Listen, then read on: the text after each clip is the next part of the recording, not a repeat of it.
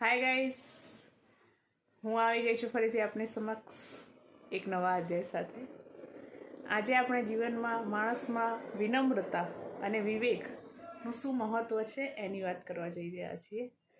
કે ઘણીવાર તમે જોયું છે કે માણસ એટલો બધો પ્રબળ હોય, એટલો શક્તિશાળી હોય કે બધું જ હાસિલ કરી શકે, પણ એનામાં વિવેક ન હોય, એનામાં વાત કરવાની રીત ન હોય, સંસ્કાર ન હોય, આચાર વિચાર ન હોય, તો એ ક્યાંય પહોંચી નથી શકતો.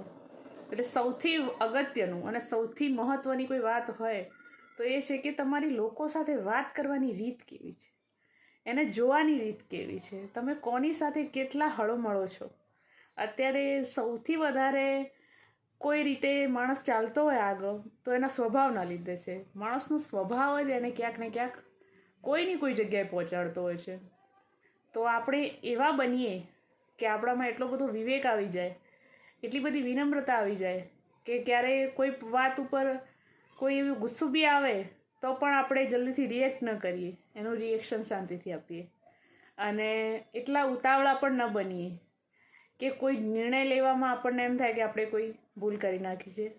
એટલે હંમેશા સ્વભાવમાં એકદમ સાંત્વના રાખો, વિવેકી બનો, વિચારથી બહુ બુદ્ધિશીલ બનો. કેમ કે અત્યારનો જે માણસ છે એટલો બધો સ્ટ્રેસમાં જીવી રહ્યો છે, ક્યાંક ને ક્યાંક એવા નિર્ણયો લઈ લેતો હોય છે કે પાછળથી એને બહુ મોટો આઘાત લાગે છે, પસ્તાવાનો વારો આવે છે. એટલે તમે સૌથી પહેલાં તમારા સંસ્કાર ક્યાંય ના ભૂલશો અને એને ધ્યાનમાં રાખી અને તમારું જીવન જીવો તો ક્યાંય તમને વાંધો નહીં આવે. પાછળ પણ તમારું જીવન એટલું જ મસ્ત હશે જેટલું આજે છે. Thank you so much.